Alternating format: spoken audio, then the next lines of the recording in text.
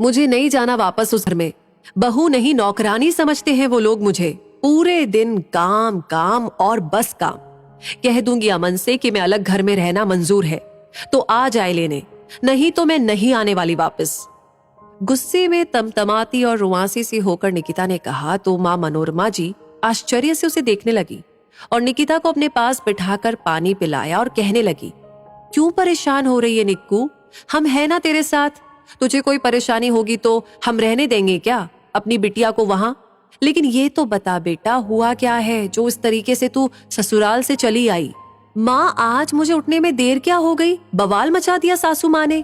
कहती है बहुओं को जल्दी उठना चाहिए।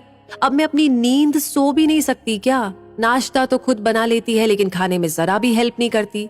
और ननद देवर के कपड़े भी मुझे ही धोने पड़ते हैं। काम वाली भी नहीं रखने देती। कहती है कि अमन की इतनी सैलरी नहीं है कि घर में काम वाली रखी जाए। हम दोनों मिलकर कर सकते हैं जब काम, तो काम वाली की जरूरत क्या है? अमन की सारी सैलरी घर के सामानों और उनके बहन भाइयों के खर्चे में चली जाती है। हमारे लिए कुछ भी नहीं बचता माँ। क्या है मेरा फ्यूचर उस घर में? वैसे मुझे अमन से कोई शिकायत नहीं है, लेकिन अगर वो अपने परिवार के साथ रहेंगे तो मैं नहीं रह सकती माँ। मैं नौकरी कर लूंगी और अपनी मर्जी से अपना जीवन जीऊंगी। बस सोच लिया मैंने।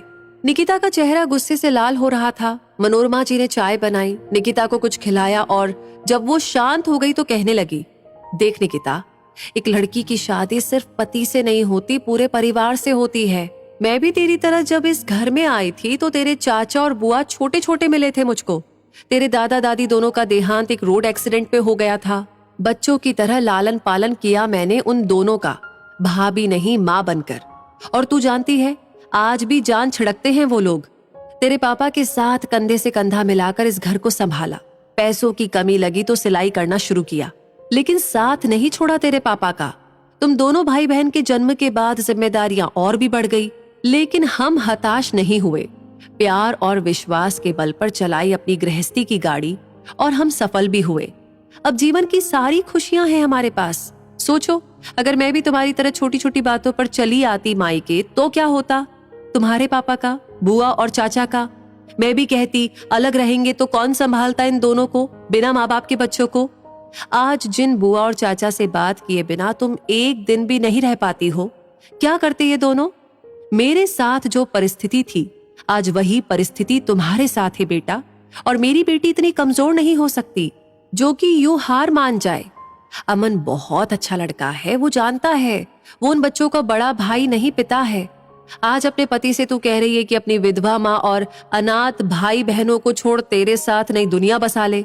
कल को तेरे बच्चे भी तुझे छोड़ दे तो, या रोहन की शादी होने के बाद उसकी बीवी हमें छोड़ने के लिए कहे तो? वो घर तेरा है, वो ननद देवर नहीं तेरे बच्चे जैसे हैं। तुझे वो परिवार संभालना चाहिए बेटा।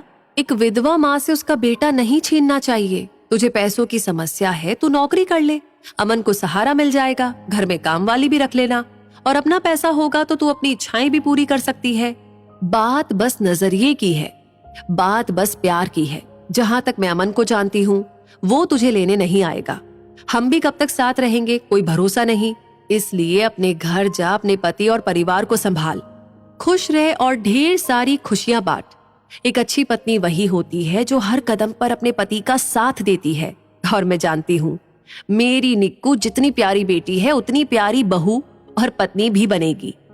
मनोरमा जी की सकारात्मकता से भरी बातें सुनकर निकिता अपनी माँ की गोद में सर रखकर लेटी रही और थोड़ी देर के बाद बोली, माँ मैं अब जा रही हूँ, मार्केट का बोलकर आई थी, ज्यादा देर हो गई तो सब लोग परेशान हो जाएंगे।